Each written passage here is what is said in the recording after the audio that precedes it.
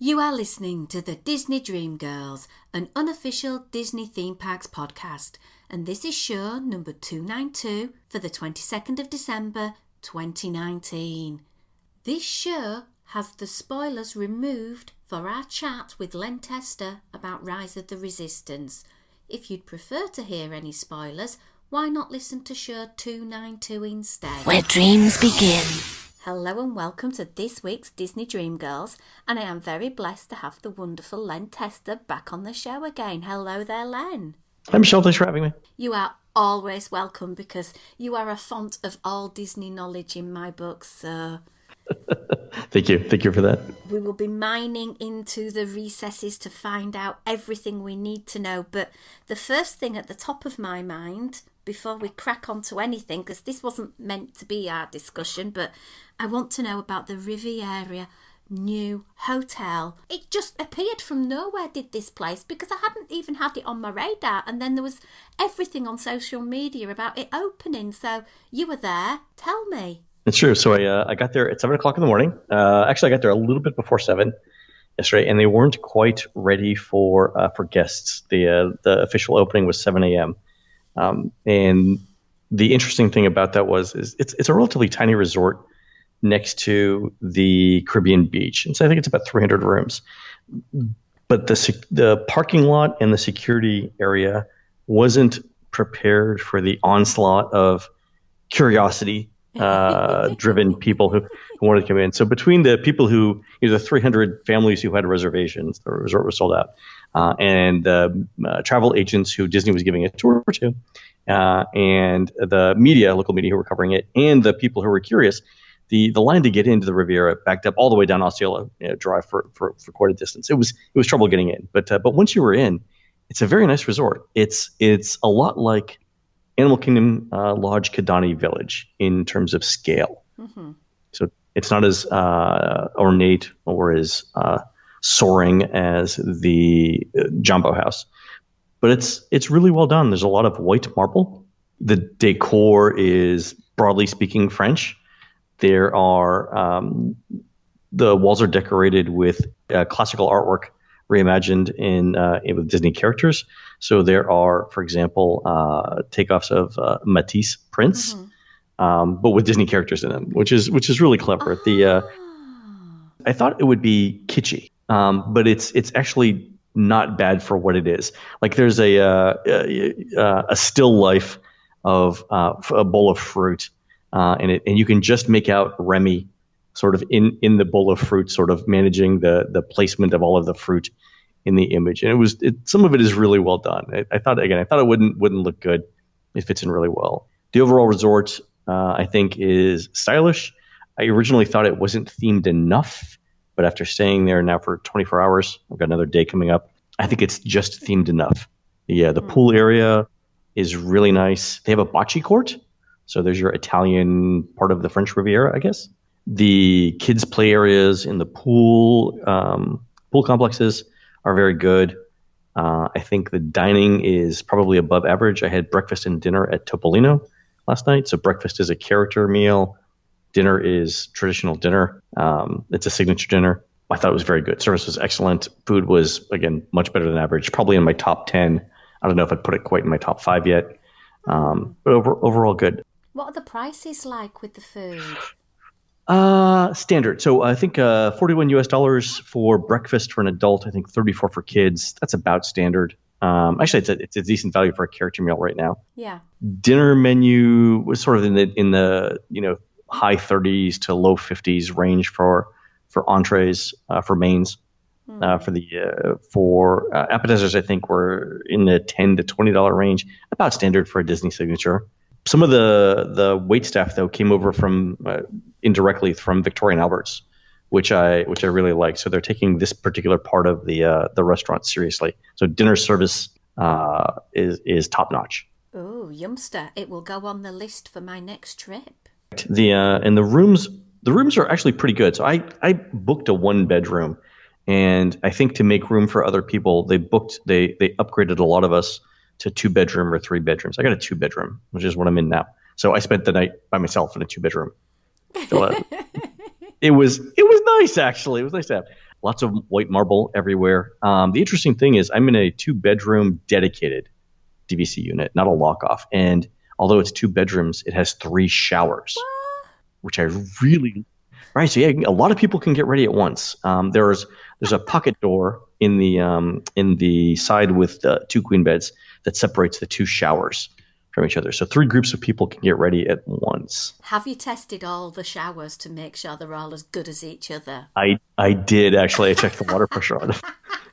They're all fantastic. I checked the beds. The views all seem to be pretty good. Last night I was actually too tired to watch the Epcot fireworks from my room, but you can do that. I'll have on our website touringplans.com maps of which rooms have which views later on. But the one strange thing, a friend of mine was staying at the Tower Studio rooms. Have you seen these, Michelle? Vaguely. So these are the smallest hotel rooms on Disney property, 220 square feet, and they start at $377 a night and go up above 600.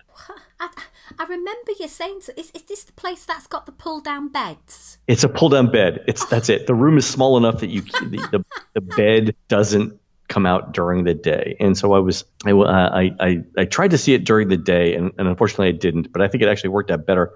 So I went there after dinner to see it. And so there were 3 adults in this 220 square foot room. And what I like to tell people, Michelle, is this. In prison, they give you 60 square feet per person, right? So we had vaguely more than that for the 3 of us in this room. And it was almost immediately claustrophobic. There were a number of things wrong with the Tower Studio rooms. They're dimly lit, so it's dismal at night. It's tiny. The nicest part of the room. So let's put it this way. There were 3 of us in the room. One of us stood in the bathroom while we were talking because that was the most comfortable orientation of the 3 of us in that space. And the bathroom is actually the nicest part of the room. It's bright. It's got the white marble that helps. And I actually said, if there was a chair in this room, I would pull it into the bathroom to relax because this is the most cheerful part of this entire thing right here. It was bizarre. Not a good value. I think it's actually the worst hotel room in Walt Disney World. Oh, wow. It gave off a vibe of you shouldn't be in here, you need to leave. In a way not like, a haunted house vibe where it's like, oh, time to go. Look at the, with blood coming down from the walls or whatever. It was physically uncomfortable to be in the room just from the orientation just from the shape of the room and the way that we were all situated in it. It was immensely and immediately uncomfortable. Not a good hotel room at all. Rest of the resort, absolutely fine, right? But this particular, every resort has its flaws. It's this room, and I don't know who's going to book it. It's obviously somebody who's just come out of prison who wants somewhere to feel at home. Exactly. If you like tight, confined spaces, and a cave, if you're currently living in a small cave, if you're a hobbit of some type, have I got the room for you? Oh, it sounds perfect for the hobbits out there. I prefer the 2 to 3 bedroomed, luxurious theme park view of Epcot with 57 showers. Perfect. That would be better. So I don't know what they're going to do with this. My sense is that they're going to have to drop the prices because it's not a good value where it's at. Even with the even if you're booking on points, it's only slightly less expensive in terms of points than like Boardwalk Villas, but Boardwalk Villas rooms sleep 5. So I don't understand the pricing for this particular room. No, it sounds weird, and it's not like it's got any plus points of it, i.e. it's in the most luxurious place in the world and the room is decked out to 7 bells of beauty. It sounds dim, dismal, small, cramped, confined, and 3 times the price of Pop Century. Right. I would stay at Pop Century well before I would pick up this room. The explanation that I got from cast members was it's designed to feel like a European hotel room. I'm like, but a European hotel room where you want to hang yourself? Was that like the second half of what you were going for here? Because, yeah. Anyway, but like I said, vast majority of the resort is good, right? Parts of it are excellent. Parts of it are very good. Most of it is good. This one particular thing is not. So look, we don't need to focus on that. It's still a good resort. The transportation via Skyliner is simple and direct, easy to walk through. It's completely covered. So even if it's raining in Florida, which I hear happens every once in a while, it's easy to get to the Skyliner. Perfect. definitely a place I will want to go and have a little tour around. I think so. It'll be good. Well, let's move on to another thing that I know that you've had the pleasure of being a participant of the experience of, shall I say, running of the bulls over at Hollywood Studios. From your description on your show with Jim Hill, talking about having monster-sized flasks, silver insulating blankets, and talk of how you're going to visit the bathroom. Please, can you clarify all of this about Rise of the Resistance? Because I hear it's an amazing ride, but how on earth are you actually going to get on it unless you're there at the park for 3 a.m.? That's the thing. So let me start by saying Rise of the Resistance is the best ride that Disney's done probably in 30 years. It's even hard to think of a parallel ride that Disney's done that's this good from end to end. Like the only thing that comes close to me in terms of scale, in terms of innovation, in terms of overall experience, is when Forbidden Journey came out for Harry Potter at Universal. Like that was a groundbreaking ride in a huge space. Same thing here, right? These two are equivalent. And I think Rise of the Resistance is again best thing Disney's done in 30 years. I think it'll probably end up being the highest rated ride in any Disney or Universal theme park in the United States, probably within the next year. Fantastic ride. But there are a couple of issues with it. One, and the primary one is this: Disney said the ride was going to open on December 5th, 2019, and it did. But the ride wasn't ready, right? It was like a cake that needed an hour to bake, and we're currently at 35 minutes, right? And as a result of that, the ride doesn't function at its normal capacity. The ride is supposed to handle, I think, somewhere around 1,700 people an hour. Mm-hmm. At no point since it's opened on December 5th has it actually hit anywhere close to that. I think the best it's ever done is like 50 or 60% of that. So in practice, if you think that there are somewhere between 25 and 40,000 people, 25 to 45,000 people in the studios, of those 25 to 45,000 people, maybe 800, 900 are getting to ride Rise of the Resistance in any given hour. And so as a result of that, Disney isn't running the ride during extra magic hours, and it's not giving out fast passes because it doesn't want to guarantee operating hours or a specific time to a ride when it knows the ride isn't reliable, right? It's so VIP tours don't get special access. There's no extra magic hours. There's no after hours events. There's no fast pass. So the result then is that if you want to ride, your best chance is to get there in the morning after the Imagineers have worked all night to fix whatever's wrong with the ride, and then hope that it's running when the park starts up, get on and ride. And so to accommodate that, Disney's doing this thing called boarding groups. Have you heard of it? I have. Okay. So it's like a group fast pass without a specific return time. And the way it works is this. You show up at the park, you tap your magic band, you enter the park, and as soon as you enter the park, you can find a cast member or go into My Disney Experience to join a boarding group. It's prominently displayed in My Disney Experience. You can walk up to any cast member with an iPad and say you want to join a boarding group, and they give you a number, like your boarding group 15, for example. And on the app, it'll tell you, hey, your boarding group 15, your return time will be something in the either morning, afternoon, or evening. So the boarding groups are a way of limiting Disney limiting how many people get to ride at any given time. Basically, Disney managing the capacity of the ride, because they don't tell you how many people are in a boarding group, and they don't tell you exactly when it's going to be called. So on one day, if the ride is running great, there might be 100 people per boarding group. The next day, if the ride's not running well, there might be 50 people per boarding group, and nobody knows any different, right? It's just Disney's way of managing it. So if you get a boarding group, are you guaranteed to actually get onto the attraction? You're not, actually. So there's a couple of interesting things about boarding groups. Because word of mouth on the ride has been so good, all of the boarding groups are allocated typically within 30 minutes of the park's official opening. Mm-hmm. So if the park opens at 7 a.m., then all of the boarding groups for the entire day will be gone by 7:30 a.m. And that means that if you get there, let's say you get there at 6:30 a.m. and you're in the very back of the line, you're many thousands of people away from the actual entrance. By the time you get into the park at 7:15, your boarding group might be, boarding group 120, which is typically the last boarding group of the day. And even though you got there at 6:30 in the morning, your boarding group might not board until 9 o'clock at night. Wow. Yeah, so you basically have 14 hours to run around the studios. And right now the studios doesn't have 14 hours worth of activities, which presents a problem, right? Do you go back home once you got your boarding group and come back later, or do you go to another park? Like, what do you do for that 14 hours? But once you get the boarding group and you're called. At this point of the recording, I'm going to remove around about 6 minutes of content where Len went into detail with regards to the attraction, just to keep it totally spoiler-free for you guys who want it. We catch up on the discussion about the attraction without spoilers just in a few seconds. And that's the ride. Wow.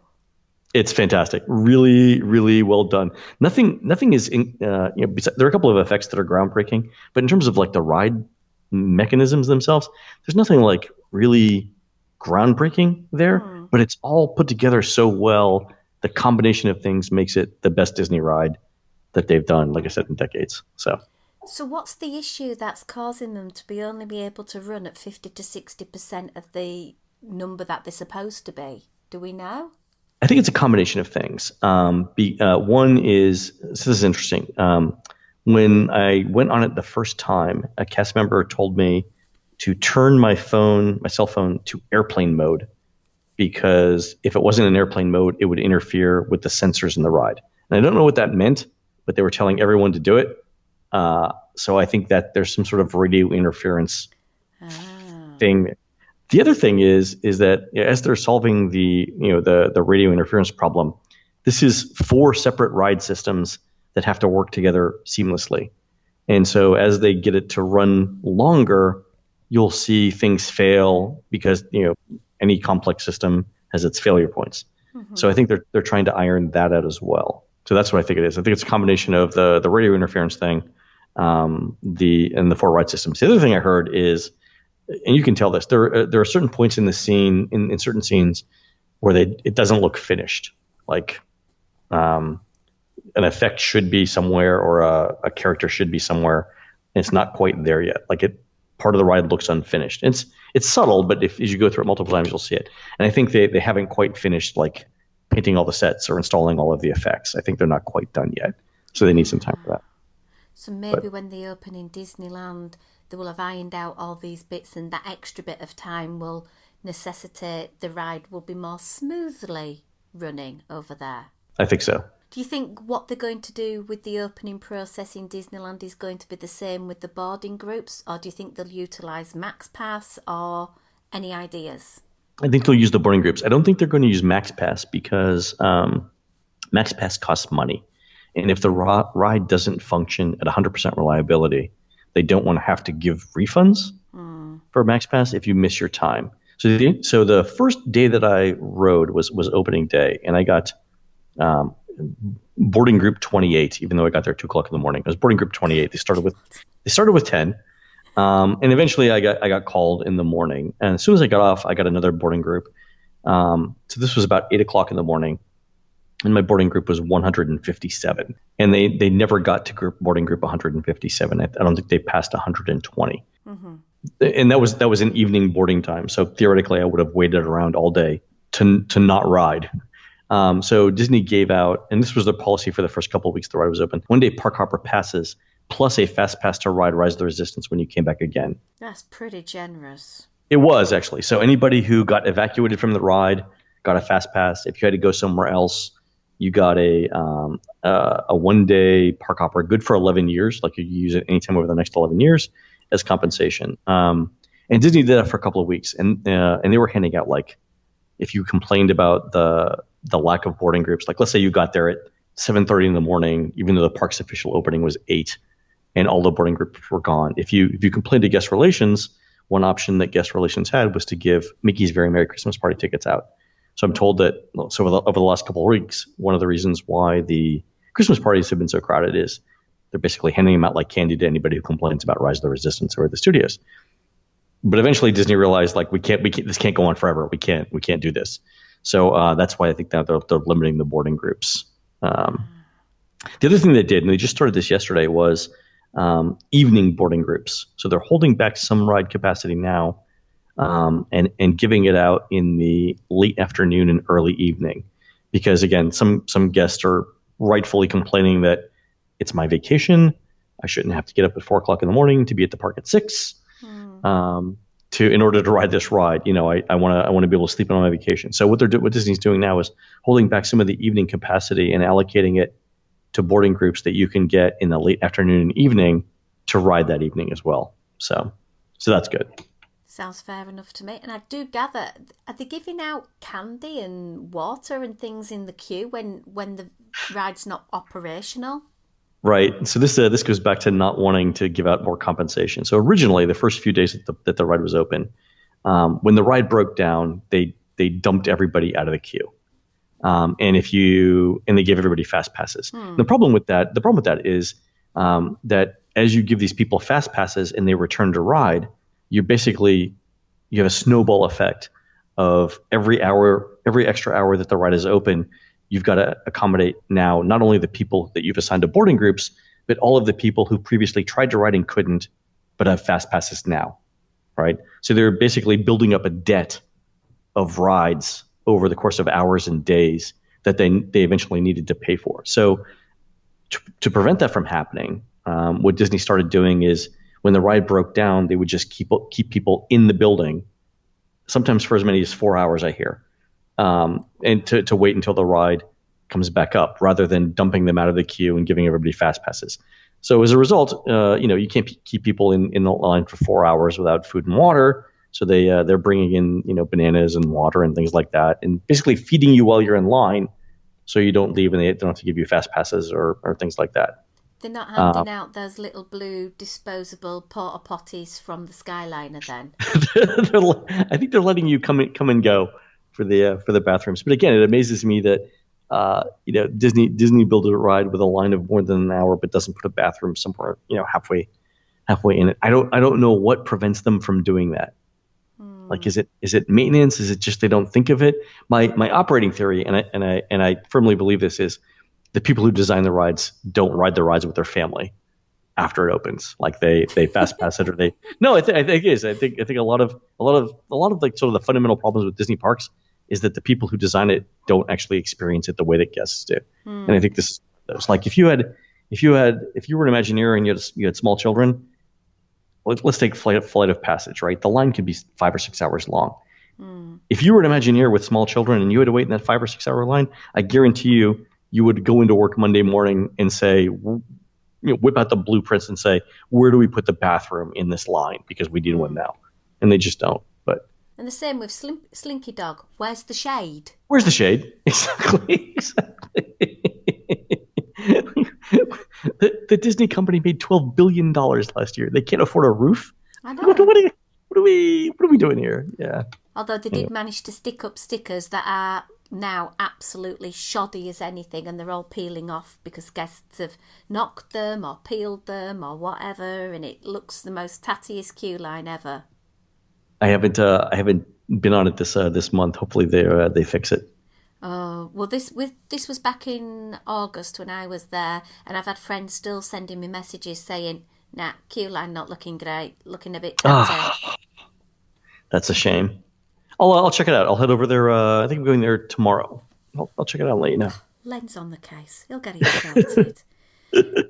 Oh, anything else you want to add about this attraction, about when it's coming to Disneyland? Anything at all?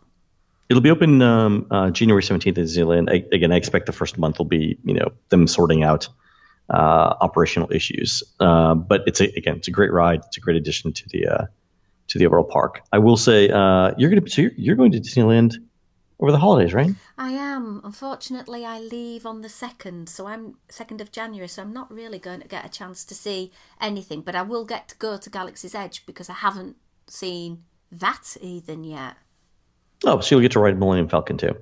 Yeah, I've been chatting with a friend today, and she just basically said it's Star Wars in a Star Tours vehicle, basically. With some buttons. Yeah. It is. I'll be interested in hearing if you see any extra holiday decorations at Disneyland, because Walt Disney World has quite a few. Have you seen the holiday overlays that they've done for the Tomorrowland Speedway or Living with the Land? Yes, look cute. Super nice. So holiday lights and displays up along Tomorrowland Speedway. Obviously, if you're going to ride it, much better at night than during the day. Similarly, over at Living with the Land, they've taken the quinoa plants and the water lilies and the hydroponic pumpkins and strewn Christmas lights all over everything. Much better at night, again, than during the day. But if any of your listeners get a chance to go over the next couple of weeks, very enjoyable to see both those rides. I will let you know if I find anything over and above in Disneyland. I'm doing the Christmas tour, so they will be pointing out all the Christmas things that they've added in. So, all crossed. I love Christmas additions to the attractions, like It's a Small World, Haunted Mansion. It's like, Fantastic. Well, good. So let me know what you see when you're there. I'd love to hear it. Yeah, it gives me a break from all the food I've got to go and eat and the snacks I've got to try. All the holiday snacks. I forgot about holiday snacks. I should do that while I'm in the parks too. Yeah. Oh gosh, someone was telling me if you go to Epcot, go to Caramel Couche and they have a gingerbread caramel ice cream cookie sandwich. What? It's the most amazing thing ever. My friend Anthony Markham has just come back and he said it was the most divine thing he's ever tasted in his life. Wow, that's fantastic. So I'd like to see if you get a chance to try it. Let me know. I will. I'll look for it when I'm at Epcot. Perfect.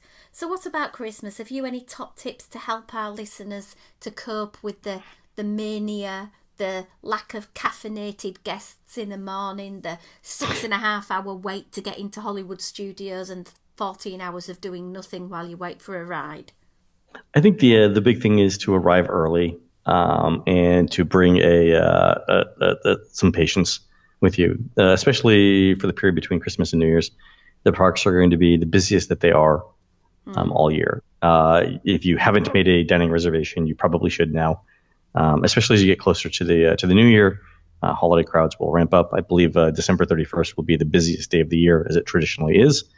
But yeah, just get there as early as you can. Especially on New Year's Eve, bring some patience with you. Just expect long lines everywhere. The good news is that the weather should be fantastic. Mm-hmm. So it's not going to be super hot. It's not going to be super cold. Again, there'll be crowds, but it's a great time of year to go. You see the decorations. Everyone's generally in a good mood. It's still one of the best times of the year to go in terms of fun. It's just probably not the time of year to try and do 15 rides in a day. No, that'd be, again, if you get there early and you had a touring plan, you could do it. It'd be but if you get there at 11 o'clock, if you decide to sleep on your vacation, don't expect to do a comprehensive tour of any of the parks. But you've just mentioned that the ideal solution is go to touring plans and put in what you want to do on the day you want to do it, and you guys will use your number crunching to come up with something really, really easy to achieve that. It's true. So I've done, even though New Year's Eve is the busiest day of the year, I've actually tested our software with my family on New Year's Eve. We got there one year at 6 a.m. I think the park opened at Magic Kingdom opened at 6:30. We were able to do 35 rides by 5 p.m. So, do they like being your test guinea pigs? They do actually. The interesting thing was we had to stop at around 5 o'clock because our cell phones needed to recharge, and it took about an hour. So we ate some dinner at Pecos Bills or whatever. But by the time we left at 6 o'clock, the park was so crowded that it was difficult to move. So that was basically the end of our competitive touring for the day. But again, we got 35 rides in. There's nothing to complain about there. I'm looking at my Disneyland schedule and I'm thinking, if I get 6 rides a day, then I'm going to be really happy. Exactly. It'll be fantastic. Yeah, again, it's set expectations. It is. You've got to have your expectations. You've got to have your patience. You've got to have a variety of clothes to cover every season in one day. Because I know for Disneyland, it starts chilly, it warms up, it ends chilly, particularly towards the end of December. There might be some rain thrown in as well for good measure. Right, exactly. So, all sounds like good fun. Will you be avoiding the parks at Christmas, or are you going to be popping by? I'll be here. So I've got special plans in the Animal Kingdom between Christmas and New Year's, and I'll be around. So if anyone's in the parks, stop and say hey. That sounds like fun to me. Well, thank you for stopping by. Why don't you give everyone a big shout out where they can go and help themselves save hours and hours when they're touring the parks by using touring plans. So tell everyone where they can go. All right. So our site is touringplans.com. You can also read more advice in our book. It's the 2020 edition of The Unofficial Guide to Walt Disney World. On a podcast called The Disney Dish with Jim Hill. That's at disneydish.bandcamp.com. And I actually have in my hands, I'm waiting, you can hear it now. that is the unofficial guide. The lovely Lillian has kept me furnished with all the guides. I've got Cruise Line, I've Universal, Orlando. Oh, that's great. Buy, because they're brilliant books. They will help you. And obviously, touring plans can make your day bespoke to your requirements. Oh, thanks very much for that. I appreciate it, Michelle. Let me know what you think of the book when you get back. I will indeed, and I will let you know about if I survive Disneyland at Christmas. Good luck with that. Take care and have a wonderful Christmas, my lovely. Thanks, Michelle. I'll talk to you later.